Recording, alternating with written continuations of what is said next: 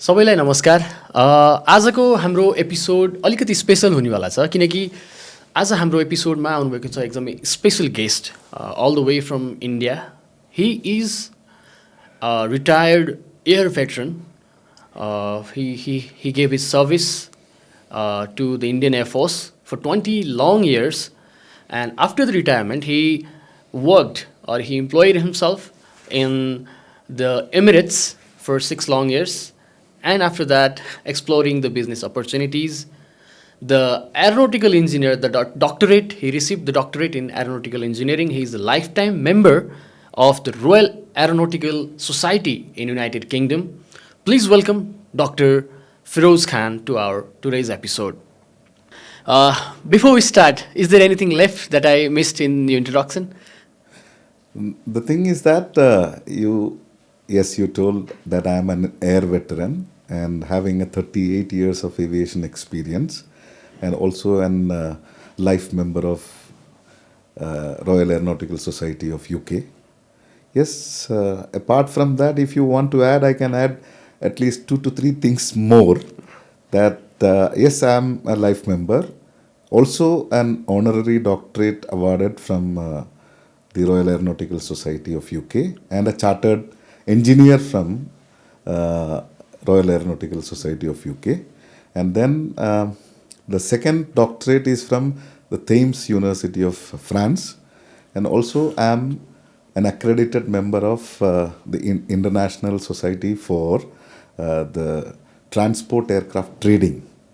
That is specially used for, like, the car mechanics and all. Mm-hmm. When you want to buy a car, you invite a car mechanic to come along with to check your car, whether that is worth of the price the owner is asking, etc. Similarly, I will be asked by the buyer that he want to buy an aircraft. So he will be asking me to come along to check the aircraft, find out if that aircraft is worth for the asking price. So these are the things you can add upon. That's a really strong CV. That's a very strong CV. Okay. So while we start, let me start with how's your life going on here in Nepal? So it's been a dream which came to my mind in almost 38 years before. Because there was a movie which was shot in Nepal. Okay. And that was the first time I saw Nepal in that. And ever since I wanted to come to Nepal. But because of my, engagement with the Indian Air Force, and then thereafter with the international engagements, I couldn't make a trip to Nepal, even for just a visit. But fortunately, in 2018, one of my friend from Nepal. You can tell his name. He is a politician, a so-called politician, but I don't know what is his political mileage as of now. His name is Mr. Kajiman Atreya. He invited me to come along and to explore the business opportunities in Nepal. So that time I was taking a little break from the career. Then I thought, okay, let me see. And it is a dream come true that I can visit Nepal, explore Nepal. But ever since I came here, I have visited only 3 places, to be very honestly. That is Kathmandu, of course, Pokhara and Bhairava. 3 places. Because of the tedious, the engagements on a daily basis. But I want to explore more on Nepal. But I'm very happy to be here in Nepal, because such a soothing place and fantastic people, and I can see happiness everywhere. Happiness everywhere, because nobody is worried about anything. Mm-hmm. What is going to happen tomorrow? What is going to happen the next moment? They are living at the moment. So I feel that very good. Do you feel any difference between the people of India and people of Nepal here? See, I was a pan-Indian, you can say, in that sense, because the 20 years I served in Indian Air Force, right. I traveled a lot, almost all the places, almost all the states of India. But you can say Nepal is just a part of India, but it is entirely different. The culture, the behavior of the people. Maybe there is a lot of uh, people from the nearby areas of Nepal, from the Indian side, who comes and spoils the system, the fineness of Nepal, which I felt during the last few visits. I can see that. If there is any system available for that, like in India, we say people coming from the nearby countries as infiltrators, just drive them out to keep the beauty of Nepal in its originality. Right. That's it. Yeah, I'm glad that you feel that way, but also from the point of view of as a Nepali, I would like to disagree to the statement you made earlier that Nepal is a part of India. I will disagree to that. Not part of India, but I feel Yeah, because exactly. That's why I'm glad that you feel like that. Yeah. But I would like to disagree with that statement. So, I but it's all understand. good. It's all good. It's Understand. just a flow of sentence, right? Yeah. So okay. So while we talk about your experience in the aeronautics, you have a doctorate. You have an honorary doctorate. You worked for a long time in Indian Air Force, and you are an air veteran. So how was the experience like? The 20 years I worked, because I started as a younger person in Indian Air Force and grew up. I retired voluntarily from Air Force at the age of 37. Meanwhile, I gathered so much of experience that the first thing I learned, and I'm thankful to the Indian Air Force, that wherever you've been put into, you can survive. Whichever circumstances you are in, you can survive. The day I retired from Air Force, the first thing was to migrate or relocate. Not migrate, relocate to UAE, the United Arab Emirates, Dubai, because that was something you can call it as a second home to me. Reason, my father, he started his career from Dubai and ended up his life and career in Dubai itself. So it is called just like a second home to me. So the day I retired from Air Force, I started planning to relocate to Dubai and start my second career, or you can say my second phase of my life from Dubai. So fortunately, when I landed up there, I got an opportunity because of my experience to work for Emirates. So 6 years I worked for Emirates and the regional airlines there in UAE, like the Etihad, the Air Arabia, the Fly Dubai. And then, like everyone who has a kida, the kida, Right. that you need to do something of your own. All of those years, you worked for somebody else as an employee. Now you need to be your boss, and you need to be boss for someone else. So I started my business in aviation. Okay, because during that 6 years in Dubai, I gathered a lot of contacts all around the world. Right. So it was nice to have something started off, and with a minimum, you can say, investment. I started off, and in less than, you can say, 1 year or 1.5 years, the company flourished, and you can say I was on cloud nine.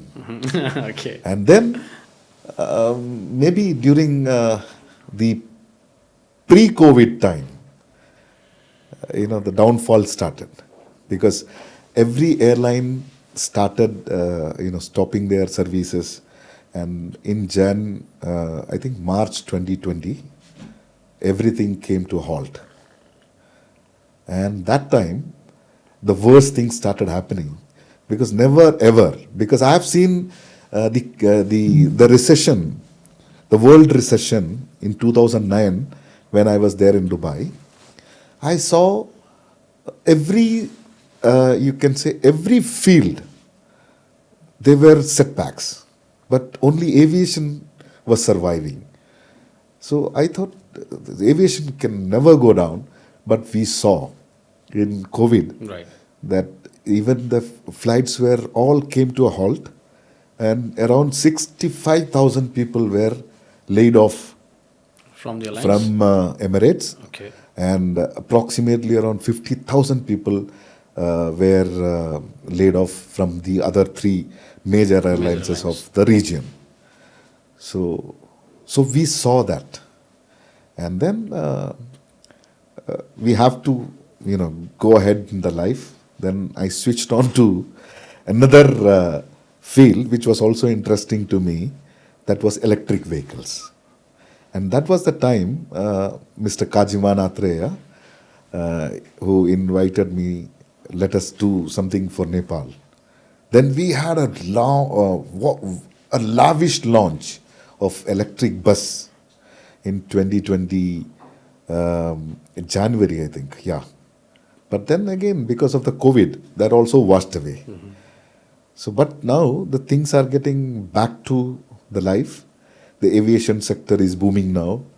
The electric vehicles, the sector, the industry is booming now.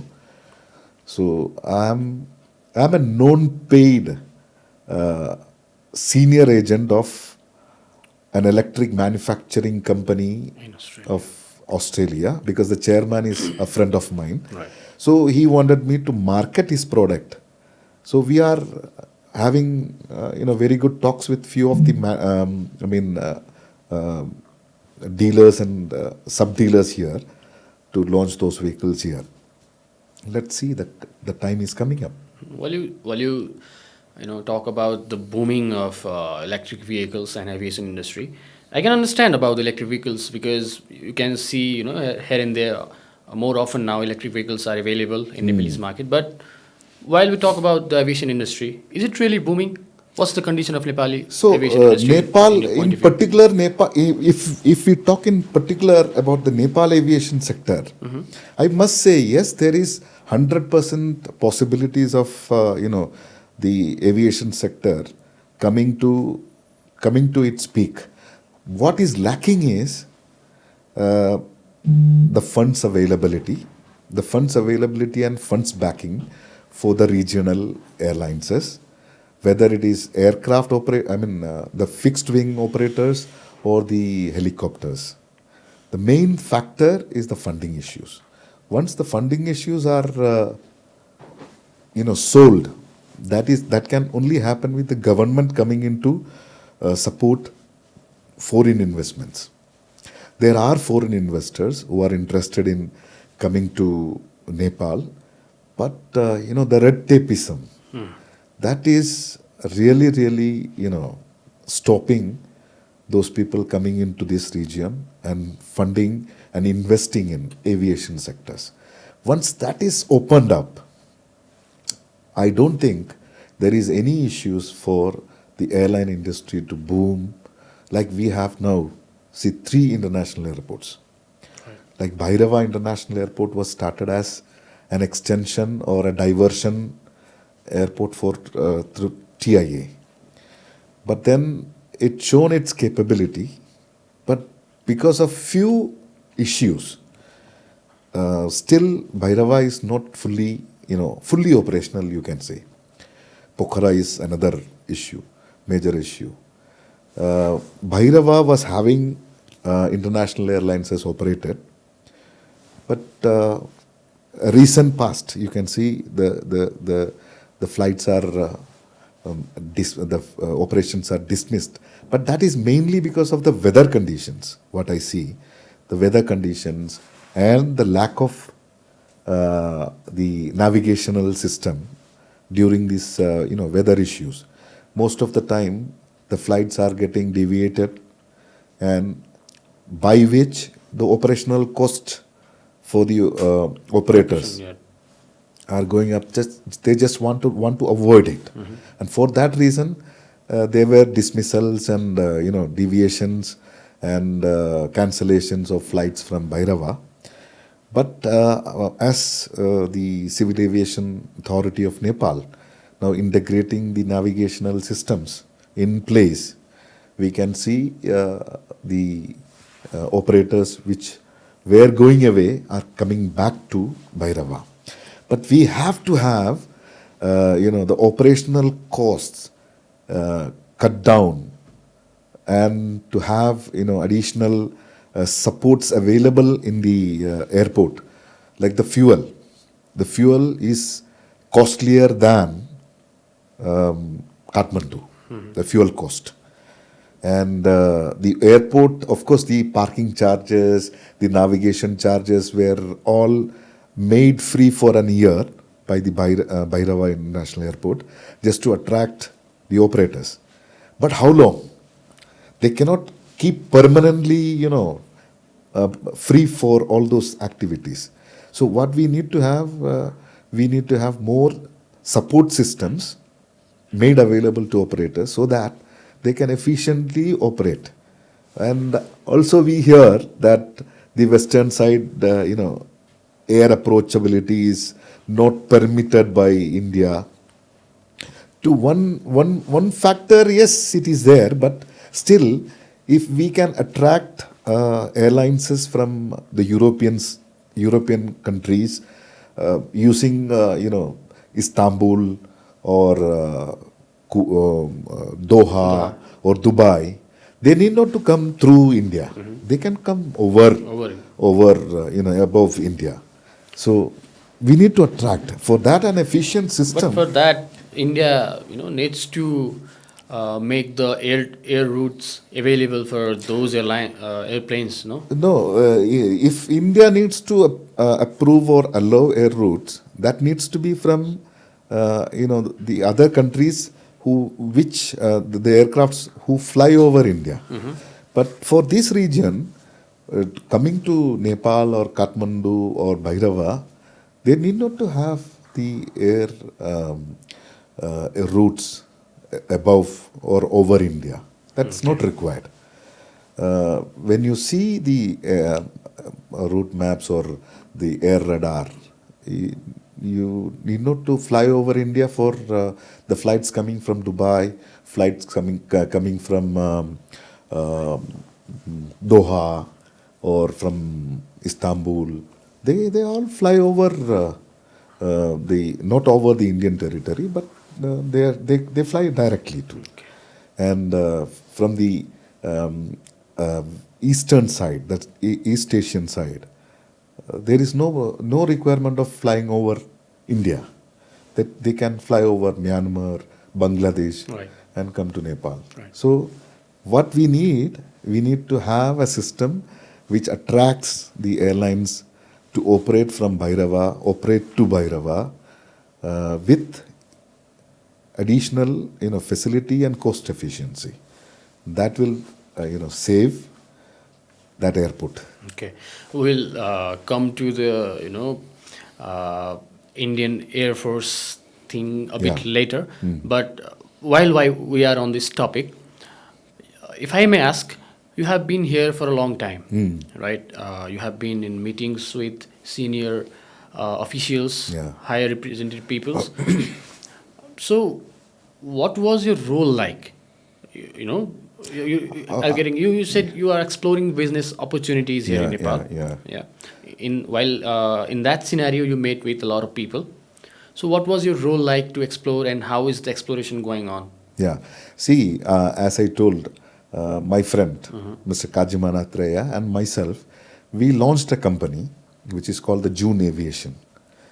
And that's an international company based out of Dubai. But we branched out that to Nepal under the partnership of Mr. Kajimanathreya. So we started supporting, we wanted to support by selling helicopters or additional fixed wing aircrafts to the existing operators and their spare requirements, because everyone is having a spare requirement. Right. So spare requirements, and also like getting the Pokhara International Airport. That was my main agenda. Pokhara International Airport to take over by the Dublin Airport Authority.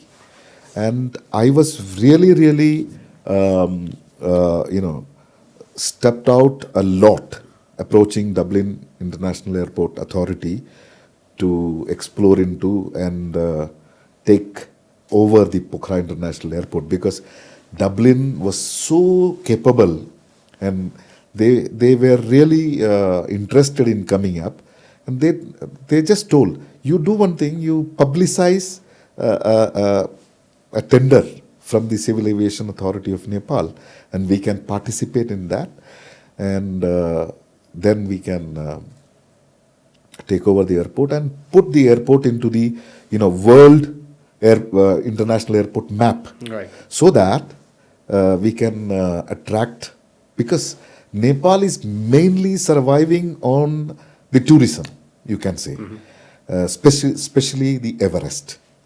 Everyone wants to come down from Europe or any part of the world. And another thing, Buddha, Sri Buddha.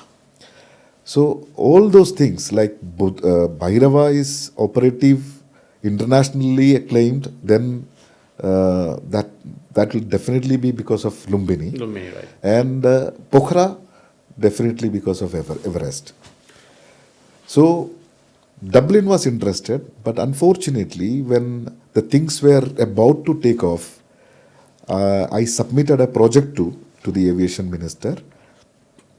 But at the last moment, it was told to me, sorry, we can't take it up now, because we are having high-level talks with the Adani airport. They are interested, the Adani group is interested in taking over the Pokhara airport. And of course, because, once Pokhara is taken over by Adani, then of course, Pokhara International Airport will be definitely benefited, because Adani is already having seven airports under their belt, under their operational belt. So that will be an advantage that they can also do, attract the international airlines to Pokhara. So then I stepped back. But until now, I can see only Sichuan Airlines, which is coming once in a month or maybe twice in a month as a chartered airline to Pokhara. Nothing moved again after that. Let's see what is going to happen. Also, not to mention, Adanis are not really into aviation, because they started not really, long ago. So, was it really a good decision to ignore the Dublin's request and go for Adani? What do you think about that? See, if you ask me that, I may not be able to answer, because that may be really politically driven. So that can be one reason. But effectively, if you think, Dublin would have been a better choice, because you will be straight away put on the international airline maps, map, right. airports map. That was the biggest advantage if we go on with the Dublin airport. But I don't know. Also, I was thinking that, unlike Indian airplanes and airlines, it's really unfortunate that our Nepali airlines are not allowed in the European sector. They are still in grey list also. What do you think is lacking in our international airlines of our national carrier in the international market? Are we lacking in the service? Are we lacking in the the system, the upgraded system that's required, that's not meeting the international standards? Firstly, all national carriers,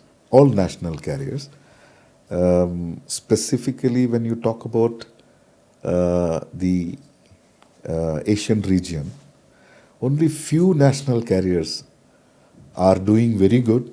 That's because it is the national carrier, but it is been not operated by the government.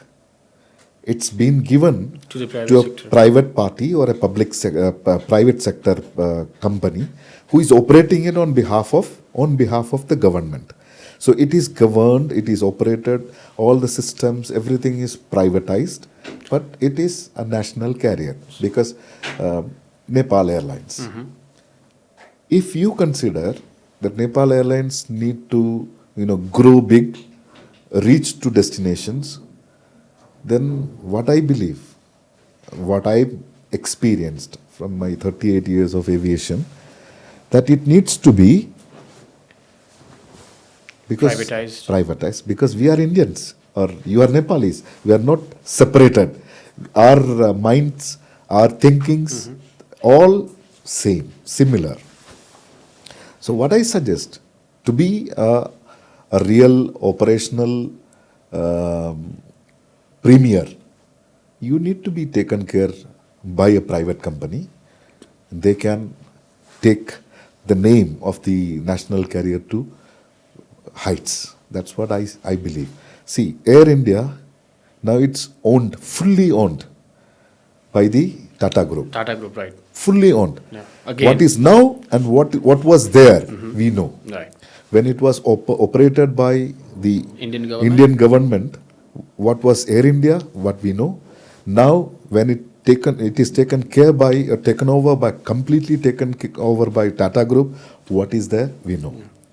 It is the second largest airline now in India, because number-wise, if you see, Indigo is the first one. The second is combining three, like the Air India Premium, the Vistara, and the Air India Express. And one more, the Air Asia, which is also with Air Asia India, also is now with the Air India Group. So all these together, they are performing so well that they can compete with anyone. Now you see, even Indigo was operating and Indigo was performing very good. But now Indigo has gone to the second position. Right. That is what we need. If we need Nepal Airlines to reach to destinations, we need to get it privatized. Very simple language. Wherever you see it is completely or fully driven by the government organizations, that needs to be, because end of the month you are going to get your salary, right, whether you work or no work. That's the mentality.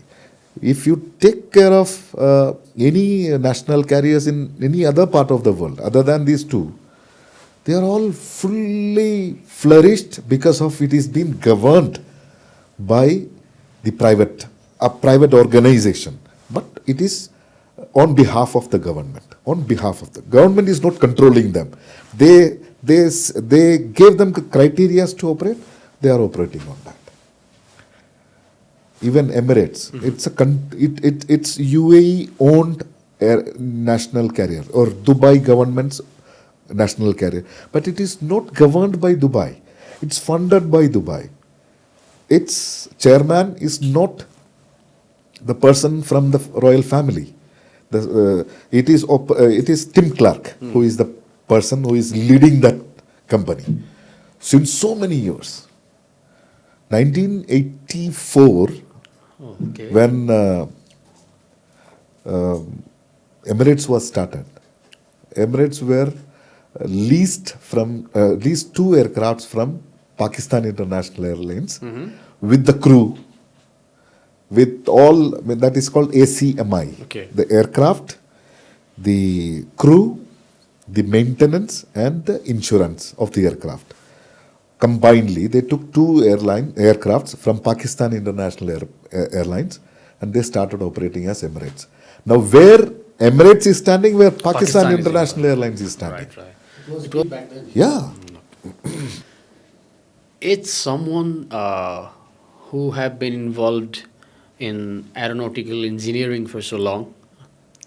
How hard or how challenging is it to be the part of aviation as an aeronautical engineer?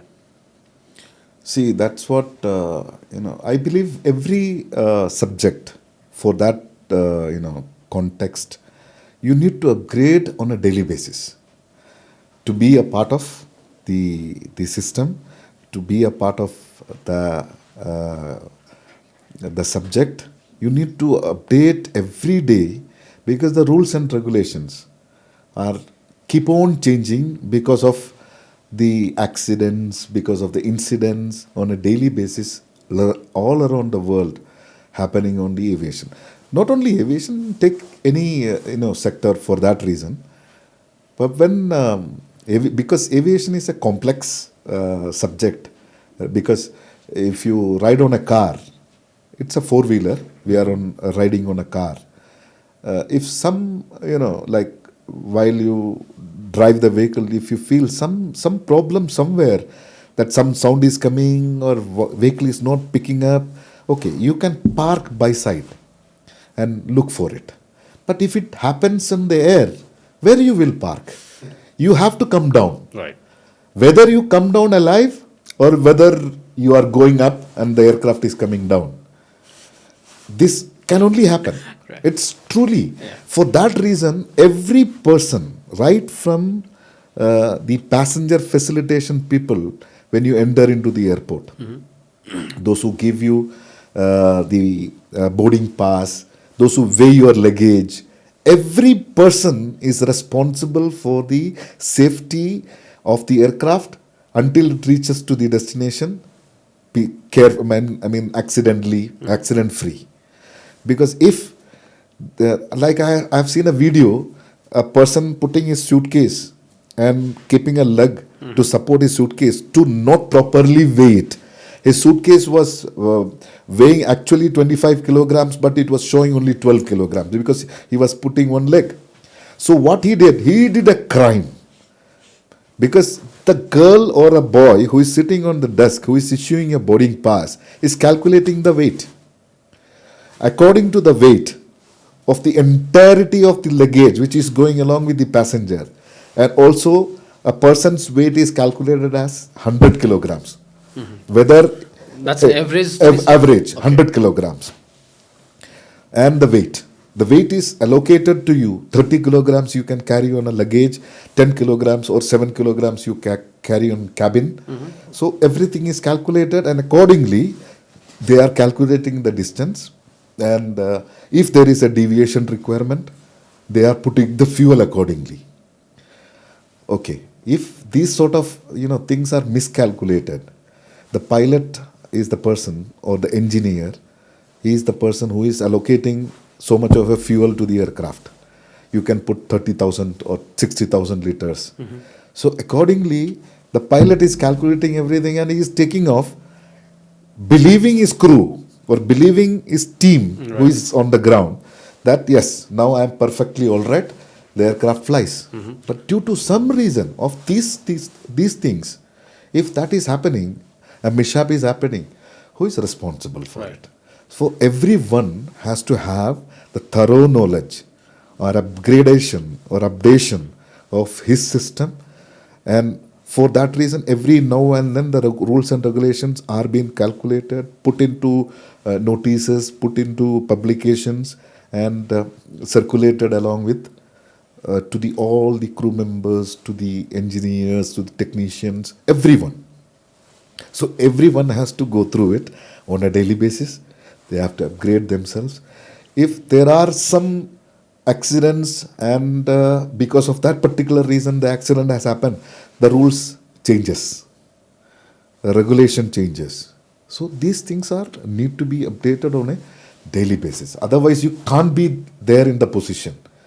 If you are asking me a question if I don't know, so that means you are not fit for it. Right. So until you retire, I have retired thrice. One from Indian Air Force, one from Emirates, one from my own business.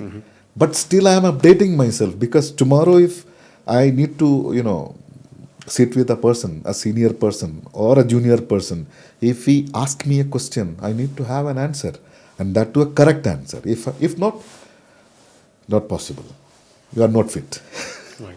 Yeah. So even a mistake from an individual passenger might take down an entire aircraft. So you need to be responsible on their behalf as well, right? So okay, okay, yeah, that's what the summary I got from your statement. Before moving to my next curiosity, I'd like to ask one more thing, that if you pay extra for the luggage, you can take your luggage. What's that thing? Is that the extra luggage is taken care in another aircraft, or No, no, no. on the same On the same same aircraft? flight, what they do for each extra kilograms of your luggage, Right? they charge a certain amount of money, Money, right? which is not always looking good for you because that is enormously High. a high price. What they do, if you are really want to take those luggage, extra additional luggage with you, you are additionally paying the amount. What they do is they are cut shorting or decreasing the size of the cargo what they carry. They also carry cargo, like some perishable items or some parcels or anything of those two. They will remove that. Instead, the charges will be definitely higher than that. That's why you've been charged. Okay, so they remove cargoes. Instead, your additional luggages are put in. If there is no place left out, what they do purposefully, they put a luggage back. You won't be knowing. In the next flight, they will send that. Okay. So you'll have to wait for your You have luggage to wait. couple But of what hours. they do, promptly, they will bring it to your, residential address. They will drop it though over there. Those additional things are being taken care. Well, so there are few myths regarding aviation. I'd like to ask them. है ना? The first thing being, the people who take care of an aircraft before flying, I saw in some of videos that they are taping the dock, what's it called, the turbine that flies the aircraft. They're taping the upper part of that dock, right? So is it really necessary, or is it legal, or that was No, anything which is done on the aircraft is 100% legal by the technician or engineer, which is, yes, it is written on the books.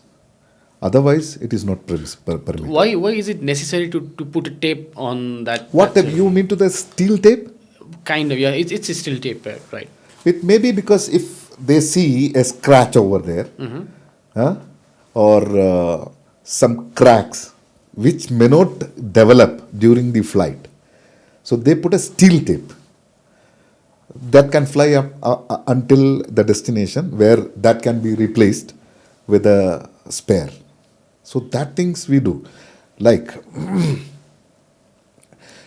you know that when the aircraft lands, there are a lot of black marks on the runway. Runway, right. That's by the rubber, the rubbing of the tire on the Due to the friction, right. due to the friction.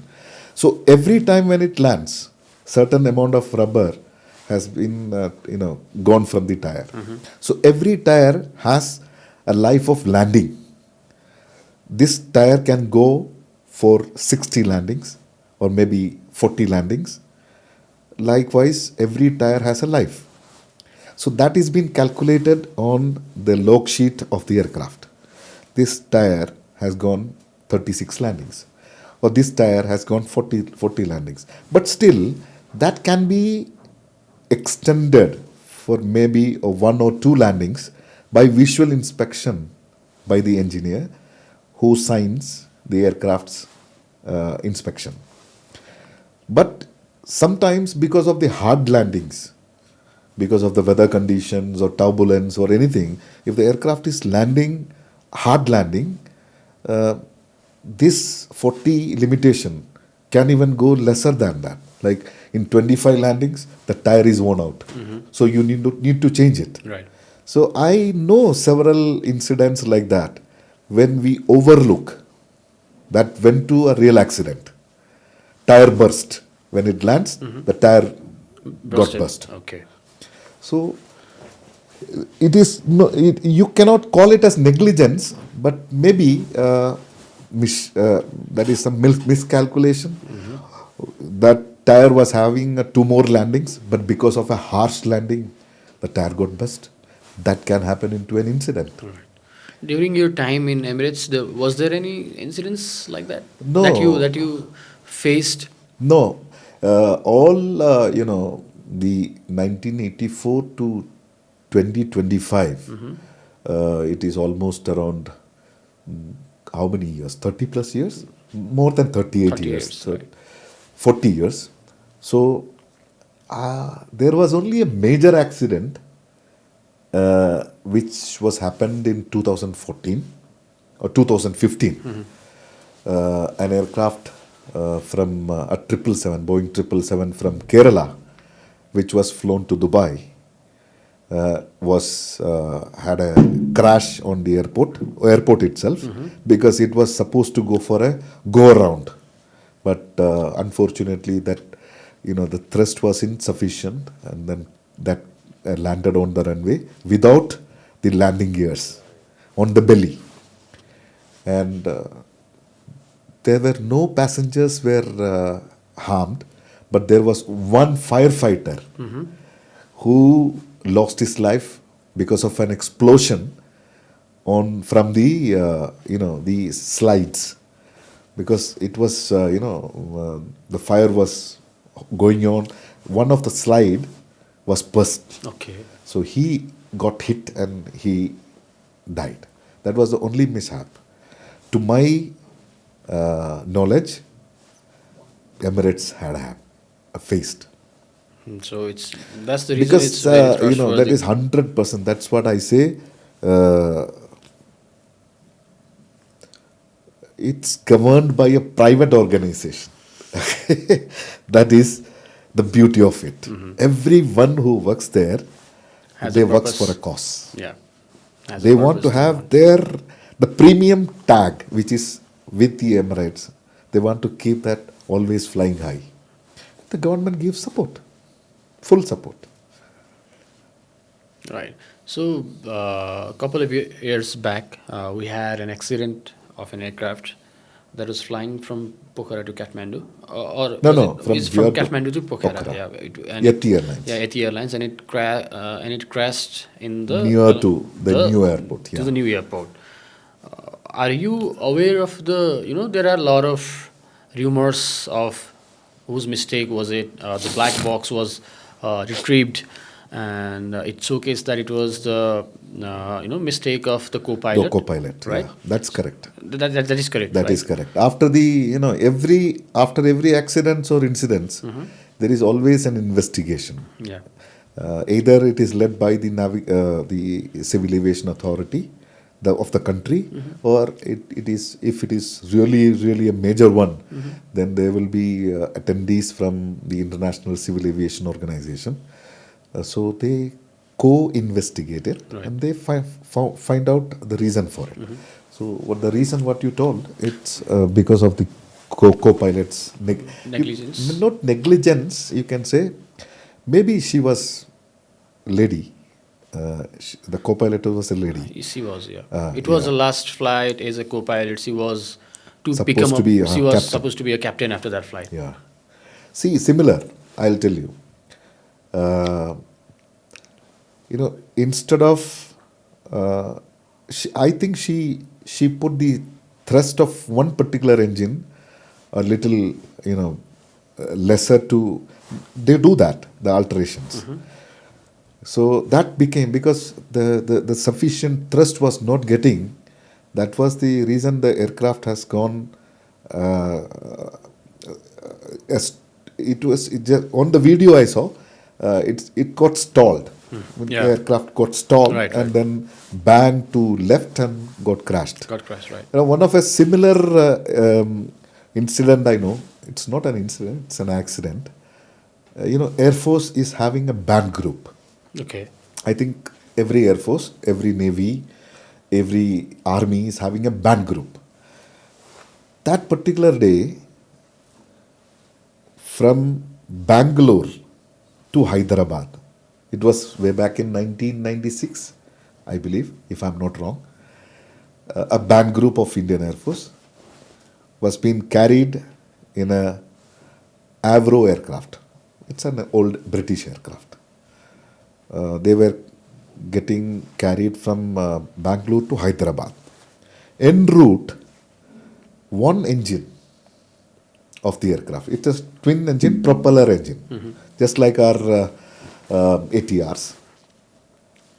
The left engine, fortunately or unfortunately, in that also the co-pilot was a young lady pilot. Young, and I think she was the first transport pilot of Indian Air Force. And the captain was a senior pilot. The left engine had a fire warning, and then you can switch off switch on the fire extinguisher system in the engine. It gets extinguished, and then if it continues, then you need to switch off the engine. So with one engine you can fly and land to the nearest airport. Right. So what happened when this particular fire alarm came? The captain told, "Okay, switch on the fire extinguisher." She switched on, but fire alarm didn't go. Then he told, "Okay, switch off the engine." What she did, she switched off the right engine. Okay. The left engine was having a problem. Right. She switched off the right Right engine. engine. The last word came from the captain was, "Bitch, you killed us." That was the last voice came from the pilot. Because every flight is having a cockpit voice recorder. Yeah, I was coming to that. How do you protect that voice recorder? That it's called black box or something like that, right? Yes, it is called the black box. That there are two black boxes, you can say. One is FDR, the flight data recorder. Right. One is cockpit voice recorder, CVR. Cockpit voice recorder and FDR. Earlier, those were two components, but now it is clubbed together. It's in one single component. It is having high temperature withstanding capability above, I believe, 900 degrees above the material which is used for it, and also impact. It can withstand the impact up to 9G. 9G. 9G. Okay, so and it is not in black color. It is in orange color, It is as you know. Yeah, I can say. Because orange color is visible from even very long distance. Right. Even if it is in water, you can easily Identify find that, out. right? So this cockpit voice recorder records the last 30 minutes conversation in the cockpit. Okay. The last 30 minutes. It keeps on. It's a loop system. Keeps on recording. Always the last 30 minutes are available.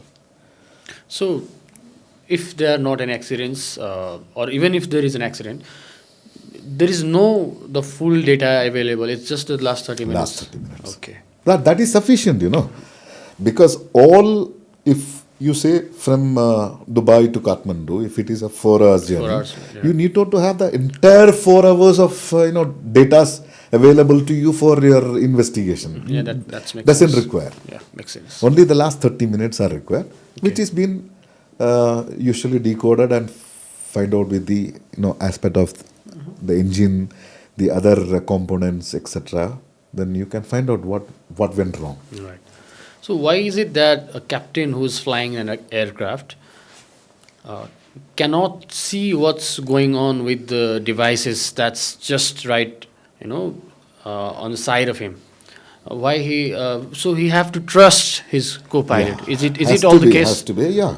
Even Every if the co-pilot is an intern, because the intern is also sometimes fly with the captains, right? even if he's an experienced captain for several years, they always have their handbook. Right. Okay. Right. Even now, I am 38 years experienced person. If I go to an aircraft, I will have my handbook. I should not miss anything. I knew when I was working on Mirage 2000s, on the working dress, on the pocket, we used to have the handbook. Right. If you leave me blindfolded and ask me to check, I can check each and every points where I'm supposed to check. Right. I can go around the aircraft and check and complete. But still, I need to have the book in my hand because I should not lose anything because it is human. We are tend to forget something. So if you have the book, so when the two pilots are sitting in the cockpit, when the captain reads, the co-pilot has to affirm it with an S. He repeats it. Right. Okay. He repeats or she repeats it. Yes. And when they hand over the control to each other, if I am captain, I am handing over the flight to you. Siddhant, please take over. Yes, I have taken over. Okay. If this conversation is not there, that means you might be sleeping. Right. So that is there. So it has to be. Okay. So now that you mentioned Mirage 2000s, let's go back to that era of Mirage 2000s when you were in Indian Air Force, now retired as air veteran. How was that experience like? You spent 2 decades of your life in the Indian Air Force. How was that experience like? See, we call it, when I joined, that was the latest aircraft. The Mirage latest 2000s, right, Mirage okay. 2000, advanced aircraft. When I was getting trained, it was told that those aircrafts are parked in air-conditioned hangar. Because it was the first aircraft in Indian Air Force which was fully computerized. Okay. All the controls are computerized. And that was having the latest flying control system, which is called as fly-by-wire. What is fly-by-wire? Fly-by-wire means you have a control stick. Okay. Or where you are controlling your aircraft to turn left, turn right, anything. So that is been to the earlier conventional aircrafts. Those were all controlled through mechanical system, which is connected to the controls. But in Mirage 2000s, those were given as electric pulses to the control system, where there are servo actuators which moves with the electric impulses which comes to the controls. Yeah, it got quite technical. Yeah, it's can we just put it out in some little more like layman's language. You have a control stick which is connected with a electrical wire to the control. You have the ailerons, flaps, of course, all those things, rudders. To those things, it is connected, and there is something like a jack. The jacks which goes in and out. Those jacks are getting the inputs. Accordingly, that is operated. Okay. So there is no mechanical linkage. Okay. That's why it is called fly-by-wire. Wire, right. So everything that you mentioned, that like flaps, the wing flaps, they're all connected through wires. Everything is connected through electrical systems. Okay, so previously there were all mechanical systems. Like maybe some our scooters are having the strings connected for the brakes. Right. So those were the mechanical system. But in this, it was all electrically controlled. So we used to call it as French beauty, because this is manufactured by the French company called Dassault Aviation, and they are the same who is manufacturing the Rafale. Right. So Dassault Aviation was manufacturing it. So we used to call it as French beauty. And before this French beauty, we were having Russian beauties. The MiG-21s, the MiG-29s, the MiG-25s. They were Russian beauties. The problem with the Russian beauties were, as a mechanic or as an engineer, everything is invisible to you. You cannot see anything and work on it. Why there is a hole. You put your hand and feel where it is. Okay. But in this, everything is accessible to you with your eyes. That's the French beauty. That is French beauty. And if you have a 20 aircraft fleet of this Mirage 2000, from one aircraft you can remove the item and put it on the other aircraft. So it's usable. The spare parts are usable. The spare parts are usable. If one aircraft is grounded for one particular reason, if you have another aircraft which is having a technical issue which needs a spare, you don't have a spare, you can remove it from there, you can put it in this and you can operate this. But in Russian beauty, you cannot interchange anything. From here, if you go to the other aircraft, that will not suit. Because it might be because it was completely mechanical. You can No, it is or not what? because of that. What The was main that reason reason? was these Russian beauties were manufactured at different places in Russia and Ukraine. Okay. And not only in Ukraine, those period, the USSR period, you know, Soviet Union. Soviet Union time, each and every parts were manufactured at different countries, were gathered together in Russia and manufactured together. Assembled together. Assembled together. And for that reason, when Soviet Union disintegrated, those parts were all gone to different countries. Okay. So that was the main issue. But here, Dasu Aviation is manufacturing everything. So replica, one item to another item, interchangeability is not a problem. So we used to call it as a French beauty only because of that. So nice to work, so handy. So M90, M20s were also successful in the war period, no? MiG-21s. In MiG-21s. They are still flying, you know. Yeah. They are still flying. They wanted to change. I mean, Indian Air Force wanted to change the MiG-21s with the indigenously manufactured Tejas. Tejas. But unfortunately, to be very happy that Hindustan Aeronautics Limited has failed in providing the orders to Indian Air Force. Indian Air Force has ordered several aircrafts, the Mark 1 and Mark 2. They couldn't even, complete the orders on time. The current chief is very unhappy with that. Now Aero India in Bangalore, it is happening. And openly he told to the press, that I am not happy with Hindustan Aeronautics Limited. During my days, we very closely worked with Hindustan Aeronautics Limited for a reason. The Mirage 2000s, their weapon systems are all from Israel. All their weapon systems are from Israel. Very advanced system. If a pilot wants to hit a target, but his target is to his right side, but then if you want to hit, you need to turn your aircraft to right side. Right. But the Israeli system, your helmet is having a control to your weapon. When you turn your head, the weapon turns, not the aircraft. The weapon turns. If you have a missile or a rocket, when you turn your helmet, the rocket looks at the target. Right. Then you can lock. So that is the Israeli system.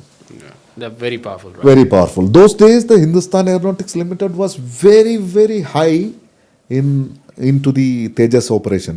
They wanted to prove themselves and prove to the world that yes, we can indigenously, manufacture an aircraft. They could succeed, but again, the government is supporting them a lot to come up with because of this Make in India program.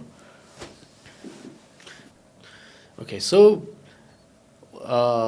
why don't you share some incidents that you experienced during your time in that period? Like off camera, we're talking about the war, right? So while you were totally unprepared for the war, but you had to move to the place. Let's start from there, from start. We should not say it was a war. It was a war-like situation. Situation, all right. Okay. But war means something which is happening between two countries. Two countries. But here we were fighting within India, Okay. on the borders, to drive out those people who came from our enemy country, you can say. So it was on a May 21st, I remember, we had a call and informed us that you need to flung into action because we are in a war-like situation. We already lost some life from our group, from Air Force. But Army was fighting at that time on the ground. But they were not in an advantageous situation because of the fires which were coming from that side was coming from a height. So they were in an advantage, we were not in. So the only way possible was air attack. So for air attack, whichever aircrafts were used for attacking them were failed because of the heights and because of the advantage those people were in. So Mirage 2000 was, for that reason, for the first time, it went into action, and the advantage was that was having laser guided bombs. So what we did is on the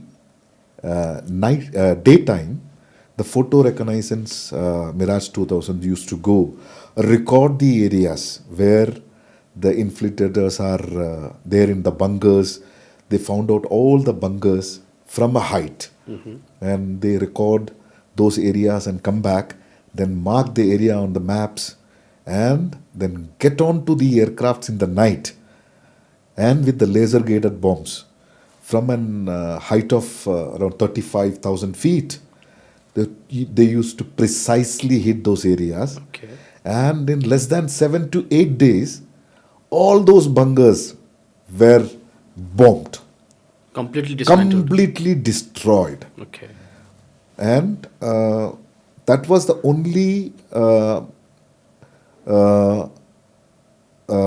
time when, after induction of the Mirage 2000, way back in 1984, and this happened in 1999, that proved the mettle of Mirage 2000s. And that was the main reason that we won that particular warlike situation, driven out, or rather killed, rather vanished those people from the places where they occupied. So thereafter, once again, this was used for the Balakot operation.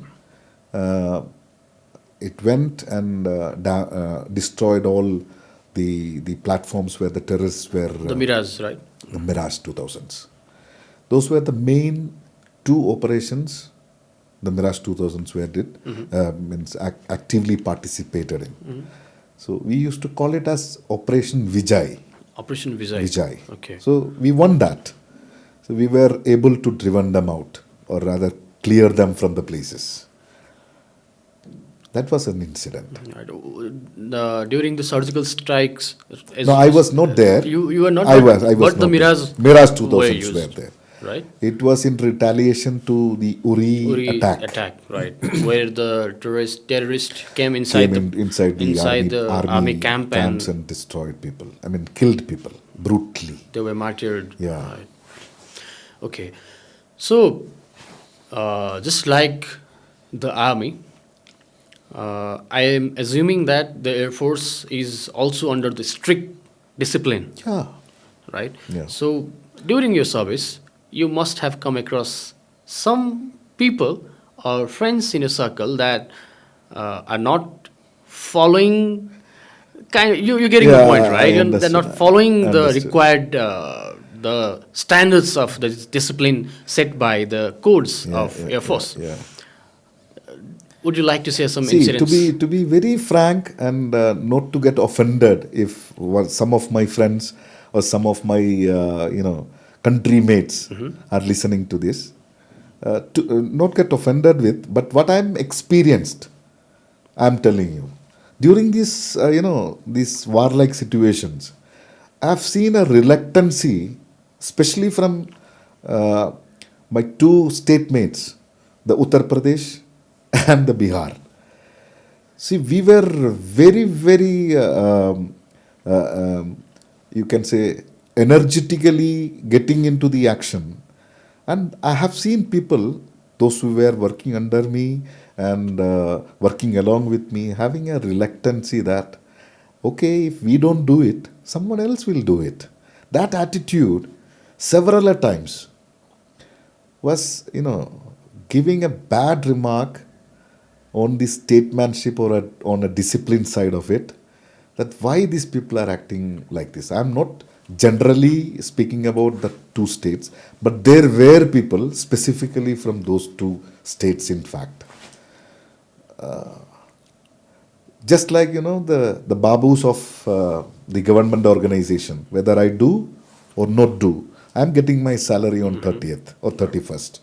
That attitude was really, disturbing me those days, especially when you are really required for some action.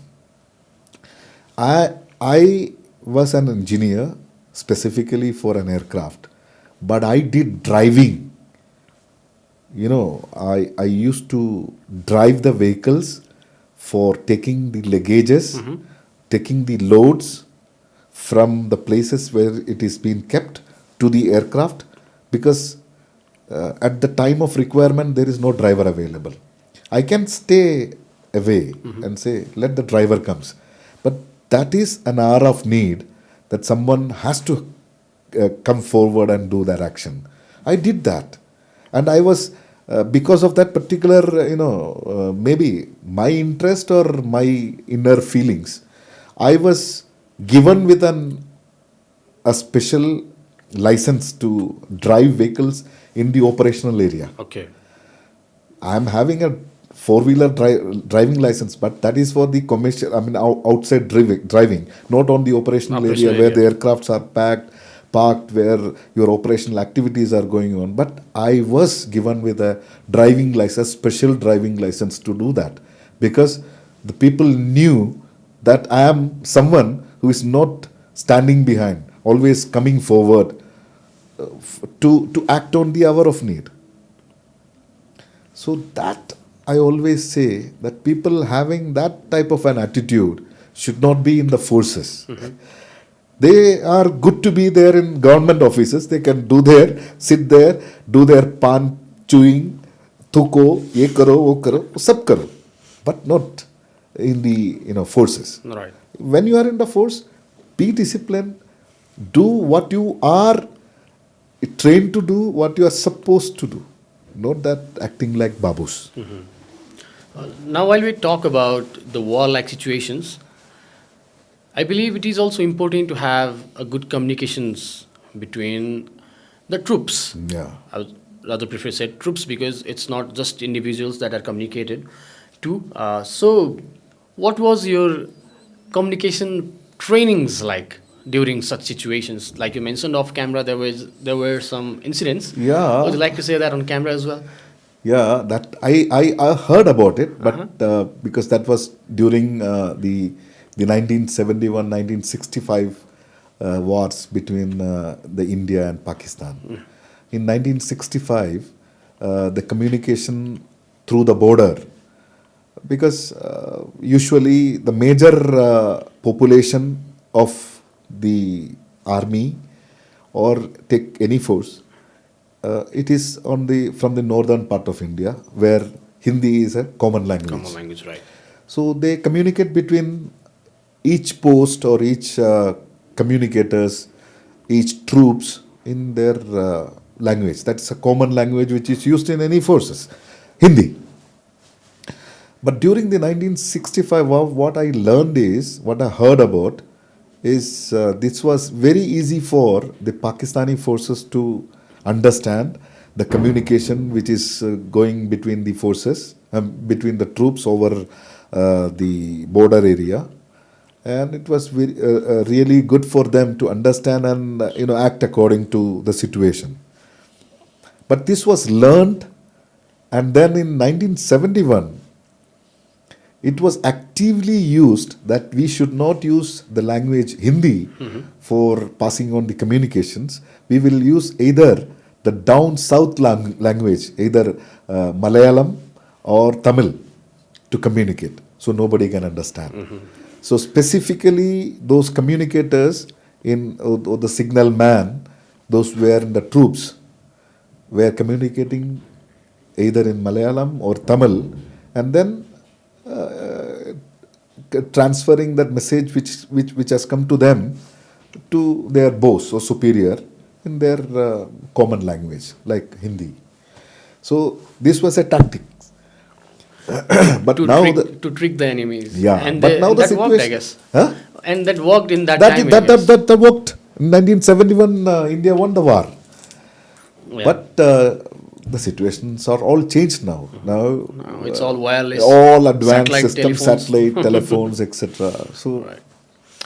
Okay. So also, out of curiosity, I wanted to ask you, as an aeronautical engineer, did you ever get a chance to work on aircraft carriers like INS Vikrant or something like no, that? no, no, no. Because the aircraft carriers are coming under the Navy, the Okay. Indian Navy.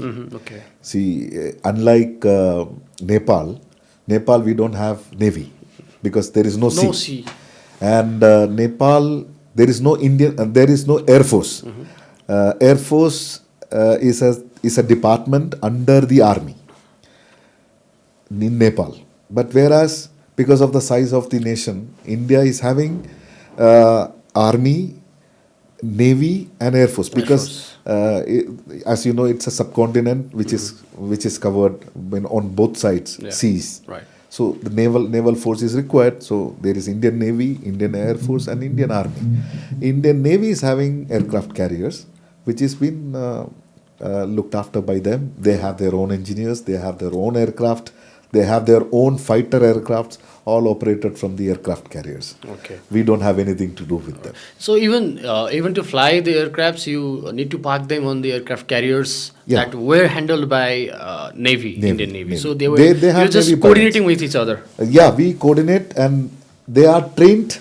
They are trained by Air Force only. Okay, okay. So They they are were trained. trained, but they were Yeah, trained they, by they Air are Force. trained by Air Force only. Yeah, it The was a question in my selection, mind. the selection system is like, there are two ways of selecting the pilot, the officers. One is the National Defense Academy, and another one is Officers Training Academy. Officers Training Academy is for graduates who complete the graduation and went into the forces. But the National Defense Academy is someone who passed out of his intermediate 12th standard, 12 standards, okay. and then join with the National Defense Academy, and they go the training period. When it is completed, according to their skills, their the marks they obtain, they are given with the different forces. Like you go to army, you go to air force, you go to navy, then they go to the different forces and get trained themselves. Like the people, those who are going to air force, they get trained as a pilot in the basic, the aviation, the Air Force Academy in Hyderabad.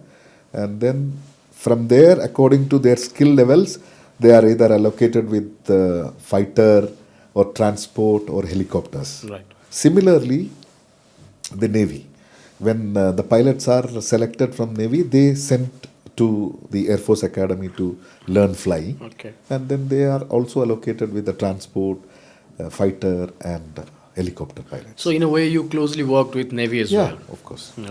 Also, No, while all the three forces are to work closely together. closely together, right? Yeah. But that's mostly in war-like situation or during the war, but normal case scenario when you are training the flight trainings, the what is called the drills, the practicing drills. Even that time they are working together. No, there are combined exercises. We call it as combined exercises with sometimes Navy, sometimes Yep. Army. Uh, it occurs maybe once in a year, twice in a year, and sometimes we also go with the U.S. Air Force or the foreign Air Force. We have collaborative, exercises like French Air Force. Right. They comes to India. Sometimes we go to them. We do co-exercises just to learn the new tactics used by either forces, whether it is U.S. Air Force or French Air Force, like that. And during my time also, we had some exercises with U.S. Air Force and French Air Force. Now that we talked about trainings, and you are someone who joined the Air Force as an engineer, What was your training like? How were you trained? Like you were trained to be ready for battle, or to Yeah, because basically we are all soldiers. Okay, whether you need to fight with the weapons or not, you need to learn it. Being in Indian Air Force, we need not to fight with weapons. We are equipping the aircraft to go for fighting. But basic as a soldier, we need to know how an AK-47 is working, how it is being used, how a revolver is used, how a stun machine gun is used, all this. And we are supposed to at least shoot 180. I may not be remembering the exact numbers. 180 fires, I mean bullets, on a monthly basis for training just purposes. for training purpose? Yeah, just for training purposes. We used to do that. And also, like the parade, we need to do that. And the normal, the physical training exercises to keep you fit. So these are a part of life. Right. Apart from your core technical education, these are also being trained to put it into a disciplined person for your entirety of the life. Whether you serve for 10 years, 20 years, or 25 years, you are born and you are died as a soldier. You cannot deviate from your daily, routine activities. I retired in 20 years, but there are contemporaries who just retired from, Air Force, who just completed, the retirement age. The maximum retirement age is 57 years. Years. Okay. I am 55 now. But they were contemporaries who were little elder to me, like, 2 years elder to me. They just retired now. But I retired at the age of 37 So years. why was that? You know, Was there any specific no, reason? there is no specific thing. Basically, I'll tell you. My father, his career started. He is also an electrical engineer. He started his career in Dubai. After marriage, after the birth of two children, I am the elder one. I have a younger brother. My mother was a government teacher, and he moved to Dubai in 1971. And thereafter, I think I was 5 years or 6 years old. My mother also took a long leave from the government service and joined with my father in Dubai. So, and after some time, we also joined them. So it was like a second home. And thereafter, after my studies, I joined with the Air Force. My brother, who completed his graduation, he went to Dubai. For the business? No, he's employed. Okay. He's still there. So back in my mind, it was there always that one day I have to quit and go to Dubai, because that was always back in my mind. So at the age of 37, when I retired, there was an opportunity in Dubai. So I quit the Air Force and went and joined the Emirates. Okay. But have you ever regretted that you should never have quitted the Air Force? Never. Because you have given your youth to the nation, 20 years. Then, at any point of time, that you need to have your, free life to explore the world. Because being in uniform, being in a force, you are not free to move where you want to go, wherever you want to go. You need to have a diplomatic passport for that. For every time, if you want to visit a country. Because I felt that during several times when my family in Dubai wanted me there, I wasn't allowed because of various reasons. So, and I cannot have a normal passport, a citizen passport, being in the uniform. So I wanted to have a free life after the certain 20 years where I gave my youth to the nation to have my own life. So I retired and went to Dubai. But as they say, the soldier is never off duty. Yeah. Right. And I'm still not off duty. you're I'm still not on off duty. So, no, I mean, what I was trying to ask is, as you said that the normal age for retirement is 57 years and you're 55 now. So there's still 2 years left Yeah. if you were not retired for your service, right? Yeah. Now, if there's situation that the country needs an engineer like you of your caliber to be in the field, will you be willing to do that? Why not? Why not? Because when you retire, you are reserved for 2 years. When you retire, you are reserved for 2 years. In any during that 2 years of period, if any requirement comes for the nation, you can be recalled. Okay. You can be recalled. And at the same time, if there is an urgency, a need of the nation comes, definitely there will be leaflets or informations going to all retired people that we need people to come back to for combating with enemies. If such a situation arises, yes, we are always there. That's the spirit. Okay. Always there. Now that you retired from the Indian Air Force and now you're living quite a normal life as a common man, what are your thoughts about Pakistan? See, in 2007, when I moved to Dubai, my first, what is that? My first feeling came in as they are just like us. There is no difference. That person who was an enemy a year back or a few days back or a few months back is working along with me or having lunch with me, having dinner with me. And I was surprised why people are having such weird thought that we are two enemy countries and we are born enemies. No.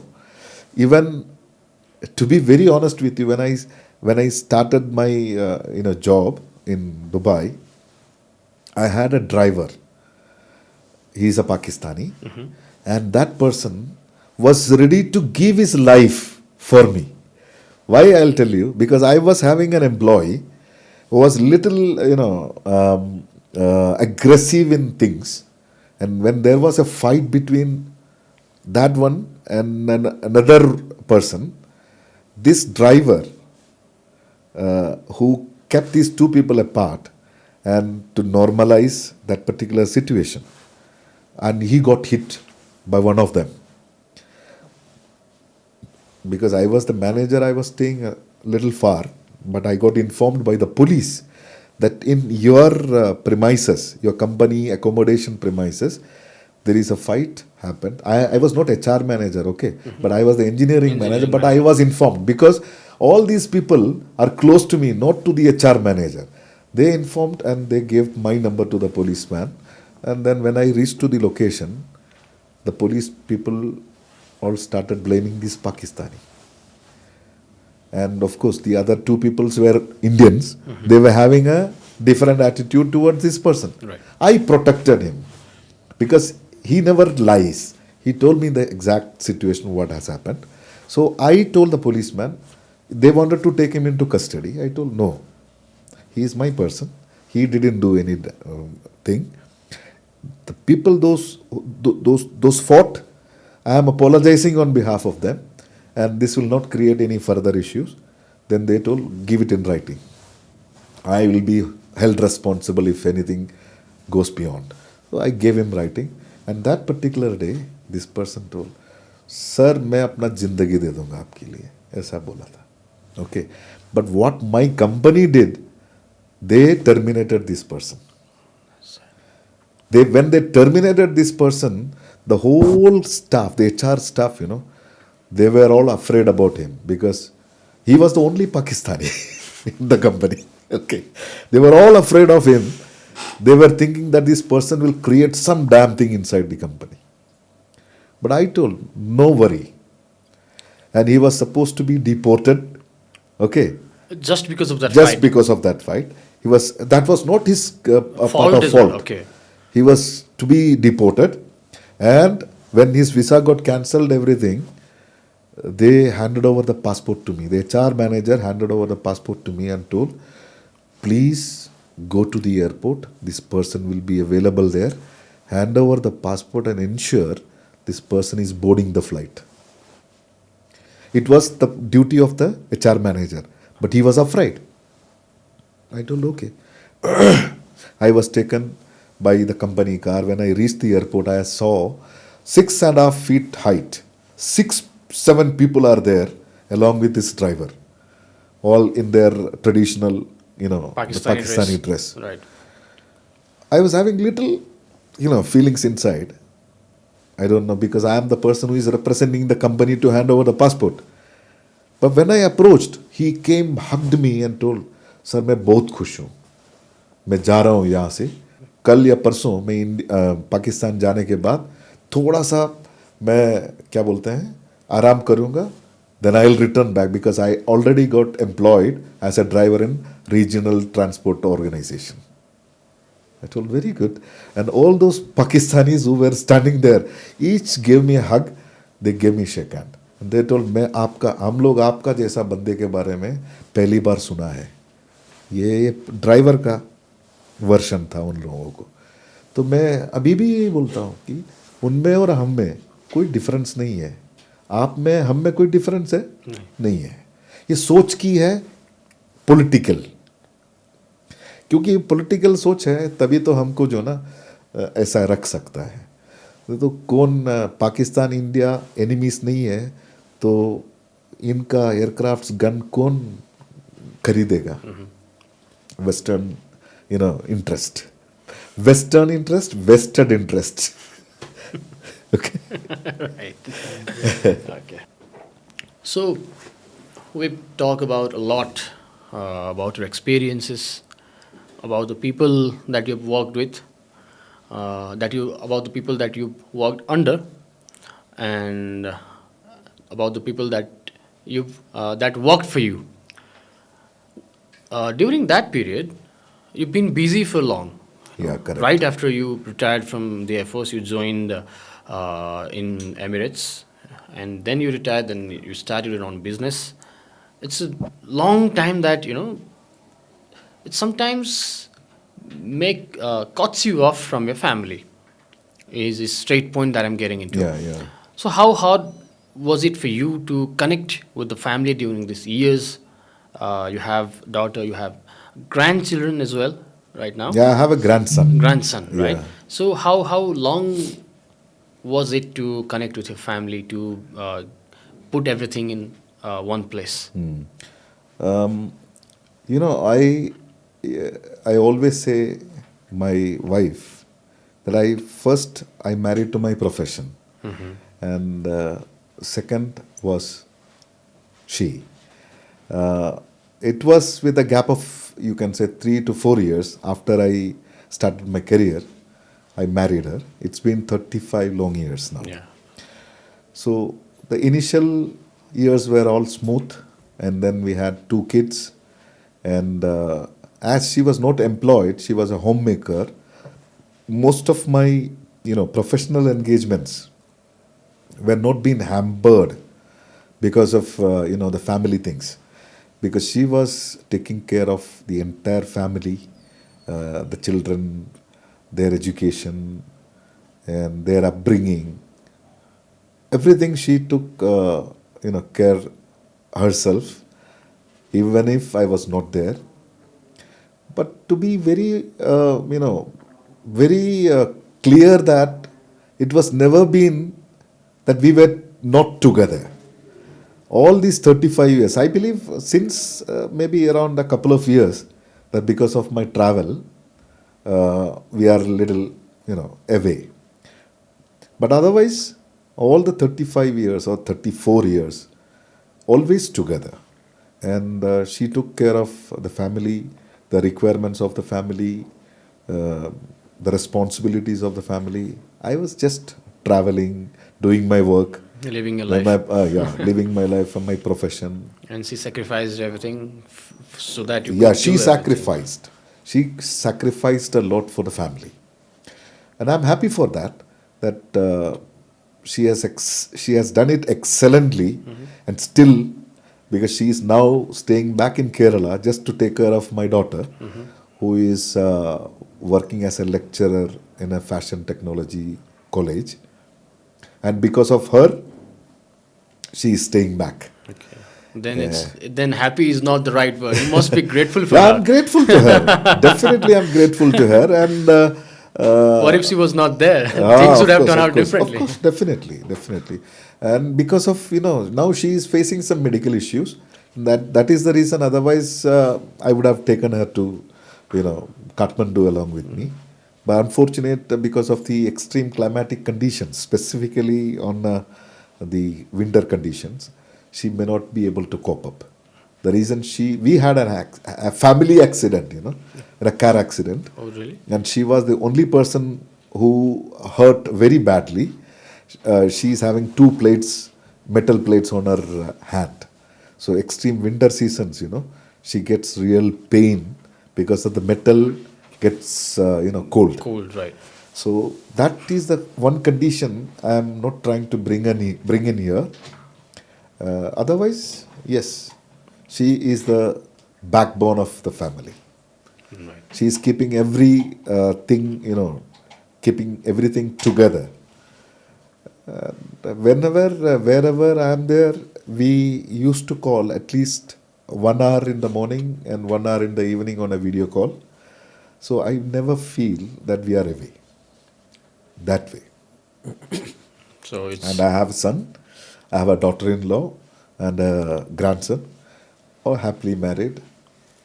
for 35 Yeah, years. for 35 years. Right, right. That's about my family. Okay. Yeah. Now that we are coming closer to concluding this podcast, we combinedly we really enjoyed what you had to share about your experiences, and we're really grateful that we could do this. Yeah, the subject is so vast and interesting. We can go on and on and Yeah, on in different parts. Part yeah. one, part two, part three. Yeah, Like, yeah. We can make that happen if it's possible. Before you travel back to India, yeah, we can try we that. will try. Yeah, No, we will not try. a You can problem. try if it's possible. But for now, I guess it's time. It's been a long time that we're discussing about different things. Now let's head towards the conclusion. Now, before concluding this podcast, I would like you to say something to the youth of this country that are heading for employment opportunities in different countries. What because you yourself traveled here in Nepal to explore business opportunities, so I thought you could be a right person to give some suggestion or advice to the youths of this country. What would you like to share? The relocation of youths, either for studies or for better opportunities or a better future to the different parts of the world, I'm not against it. It's okay. It's good. But when you are talented, when you really want that your talent to be, helping to you to construct your nation to a better country, like whichever country you are aiming to go for tomorrow, why can't you get your, education, experience gathered from an abroad country, come back to your nation and share that experience, share your qualifications for the betterment of your country, your own country. I suggest it for even to my own people, my own youth, my own country people, that you go. I'm not telling that you go, spend your time, learn yourself, experience yourself, but come back and share your experience, spend your good tomorrow for the betterment of your country.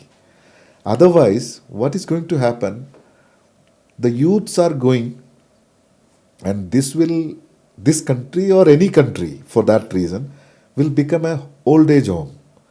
Only old people are living here. The youths are not available. Every youth has gone outside, found their way, found their education, their experience, and settled there. Their youths are spending their life, spending their creativity for that nation, not to your nation, where you born.